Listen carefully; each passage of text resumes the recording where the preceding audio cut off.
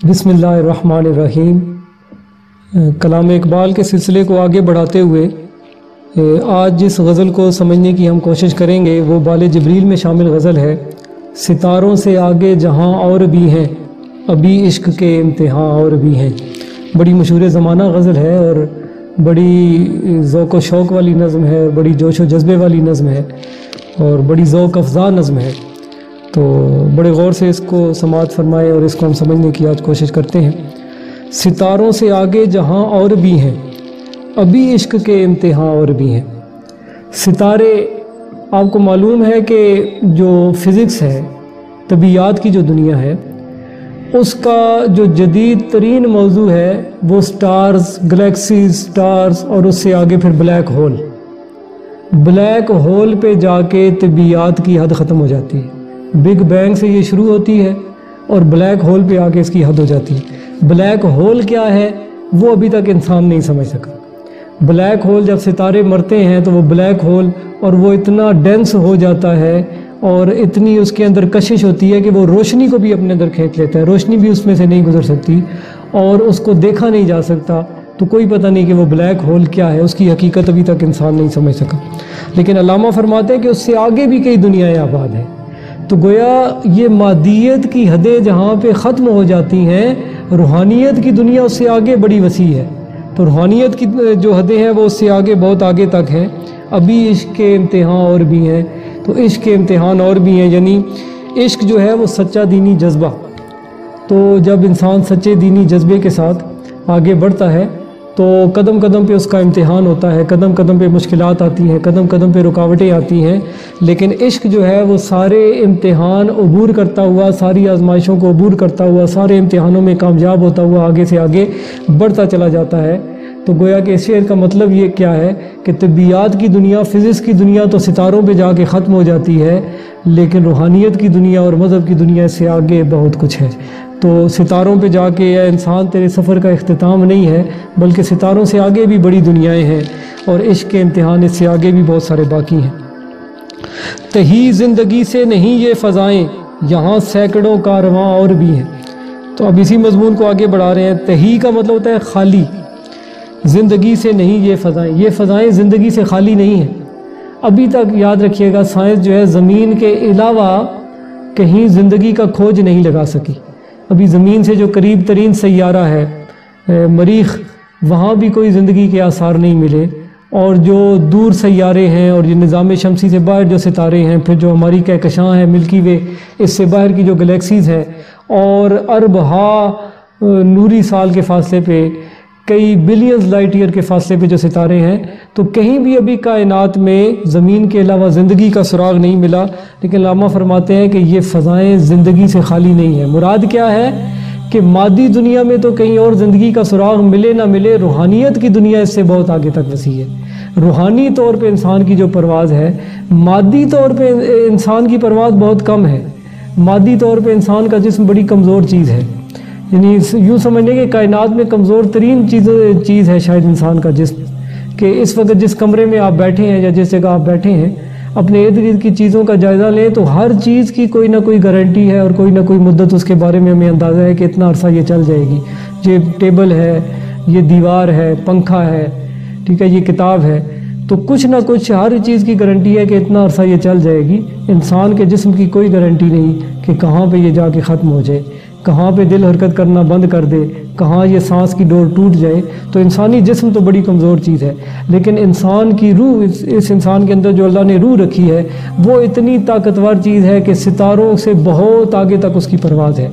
वो इस आलम नासूद से निकल के आलम मलकूत और आलम मलकूत से आलम जबरूत और आलम जबरूत से आलम लाहूत तक उसकी परवाज़ है और फना फिल्ला के मकाम तक पहुँच सकती है। तो गोया कि इसीलिए अल्लामा इकबाल ने एक दूसरी जगह पे फरमाया कि परे है चरखे नीली फाम से मंजिल मुसलमान की, सितारे जिसकी गर्दे राह हो वो कारवां तू है। क्या मुसलमान, तेरी मंजिल इस नीले आसमान से भी परे है। और ये जो सितारे हैं, जो फिज़िक्स की आखिरी हद है, सितारे, ब्लैक होल, ये तो तेरी गर्दे राह है, ठीक है, तेरे पाँव से उड़ने वाली ये गर्द है। मुसलमान, तेरी परवाज़ तो इससे बहुत आगे है। तो इससे मुराद वो रूहानी परवाज़ है। और रूहानियत के बल बोते पे अल्लामा फरमाते हैं कि ये फ़ज़ाएँ, सितारे और इससे आगे की फ़ज़ाएँ, ये भी ज़िंदगी से खाली नहीं है। روحانی زندگی سے بھرپور ہیں اور جہاں سینکڑوں کاروان ہیں، تو تم بھی اپنی روح کو مضبوط کرو، اللہ کے آگے سر کو جھکاؤ، اللہ کی عبادت کرو، اللہ کے نیک بندوں کے ساتھ جڑ جاؤ، اپنی روح کو مضبوط کرو، تو ان ساری فضاؤں میں زندگی کے سینکڑوں قافلوں کو تم پالو گے اور آگے بڑھتے چلے جاؤ گے۔ قناعت نہ کر عالم رنگ و بو پر، چمن اور بھی آشیاں اور بھی ہیں۔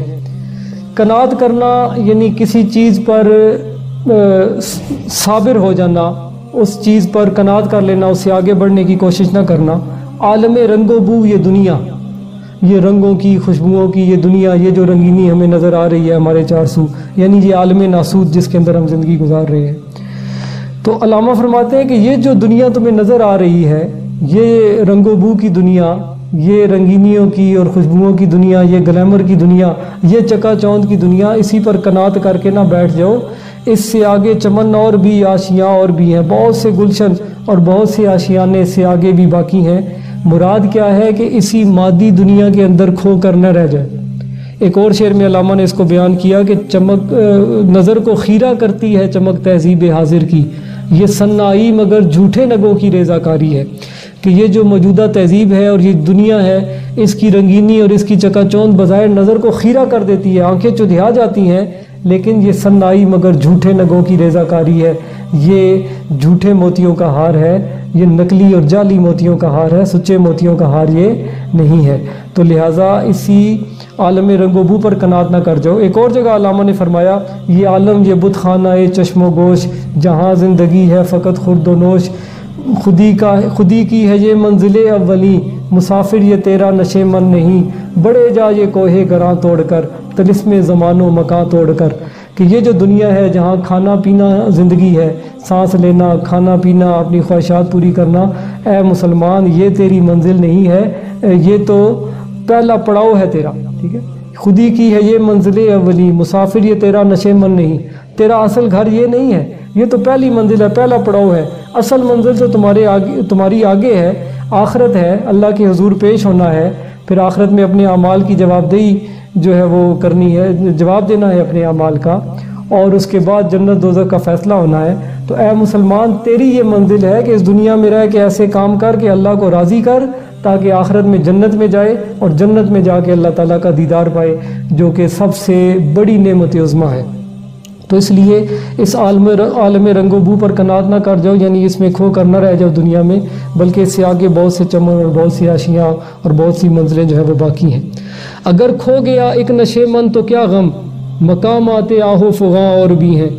نشے من ٹھکانہ، مقامات آہو فغاں کہتے ہیں رونا، زاری کرنا، فریاد کرنا، رونا۔ تو علامہ فرماتے ہیں کہ اگر ایک نشے من ایک ٹھکانہ کھو گیا ہے تو غم نہ کرو، آہو فغاں کے مقامات اور بھی ہیں، یعنی دنیا میں اگر کسی چیز پہ نقصان ہو جائے، دنیا کی کوئی چیز کھو جائے، تو یہ بالکل بھی غمگین ہونے کا مقام نہیں ہے، بلکہ وہ جو کہتے ہیں نا یار زندہ صحبت باقی، کہ انسان کی اگر زندگی باقی ہو تو سب کچھ دوبارہ حاصل کیا جا سکتا ہے۔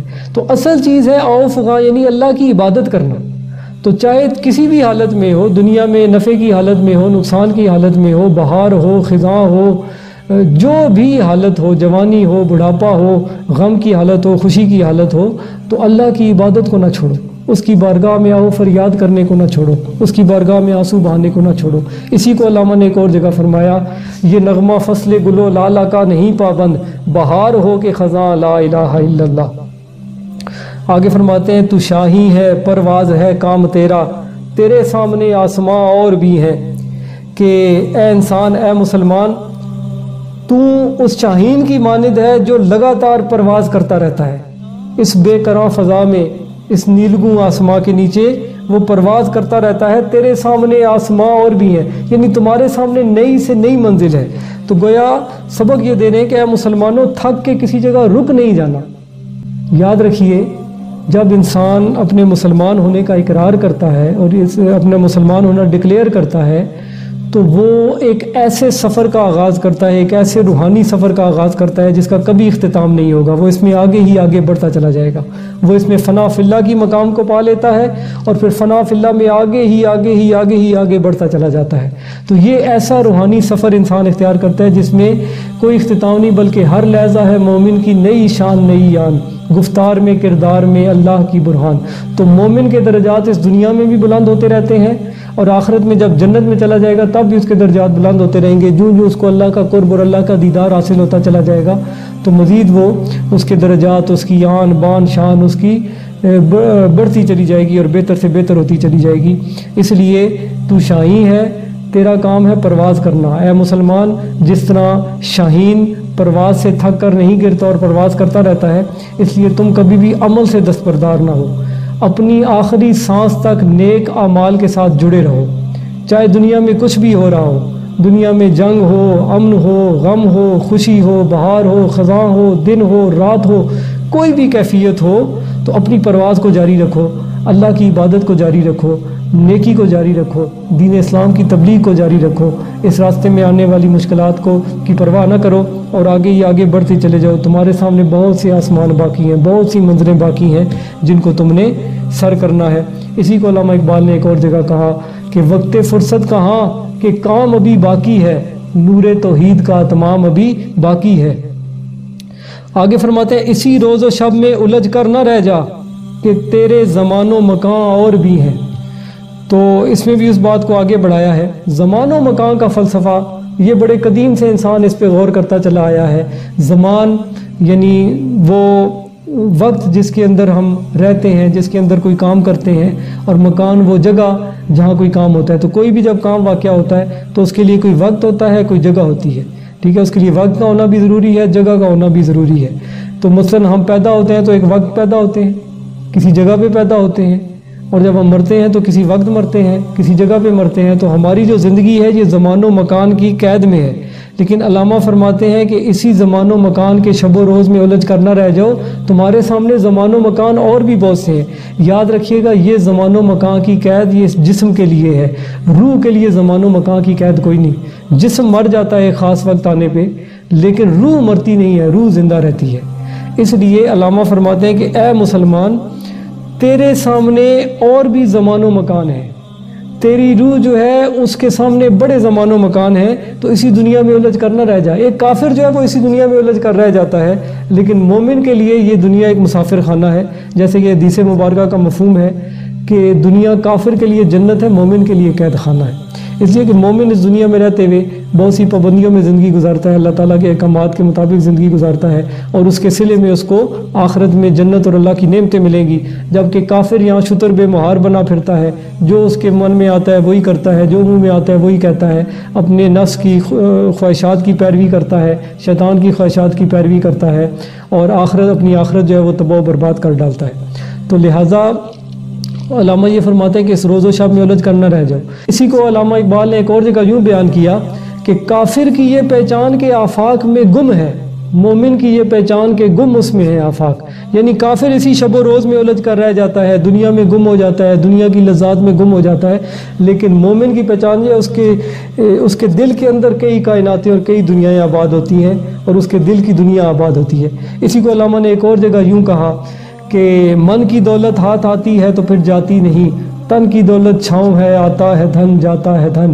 یعنی مادی نعمتیں وہ آتی جاتی رہتی ہیں، لیکن جب من کی دولت، روحانیت کی دولت ہاتھ آ جاتی ہے تو پھر وہ جاتی نہیں۔ تو آگے فرماتے ہیں کہ گئے دن کے تنہا تھا میں انجمن میں، یہاں اب میرے رازداں اور بھی ہیں۔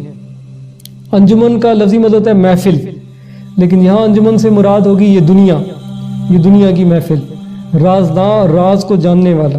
تو علامہ فرماتے ہیں کہ گئے دن کے تنہا تھا میں انجمن میں، ایک وقت یہ تھا کہ میں اس دنیا میں تنہا تھا، میری بات سمجھنے والا اور کوئی نہیں تھا۔ جب میں نے سفر کا آغاز کیا تو میرے اس پیغام کو سمجھنے والے لوگ بہت کم تھے اور میرا رازداں کوئی نہیں تھا، لیکن آہستہ آہستہ لوگ میرے اس پیغام کو سمجھتے گئے اور ایک قافلہ بنتا گیا، اور یہاں اب میرے رازداں اور بھی ہیں۔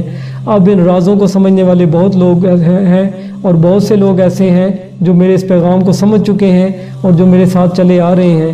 کسی شاعر نے کیا خوب کہا، میں اکیلا ہی چلا تھا جانب منزل، مگر لوگ ملتے گئے اور کارواں بنتا گیا۔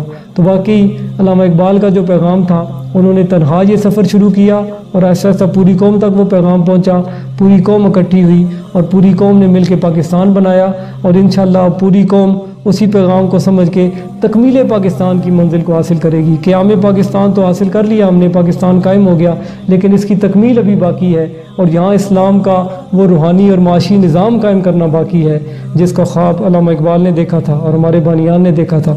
تو اللہ تعالیٰ سے دعا ہے کہ اسلام کے پرچم کو سربلند کرنے کے لیے ہم سب مسلمانوں کو شب و روز انتھک محنت کرنے کی توفیق عطا فرمائے۔ وآخر دعوانا ان الحمد للہ رب العالمین۔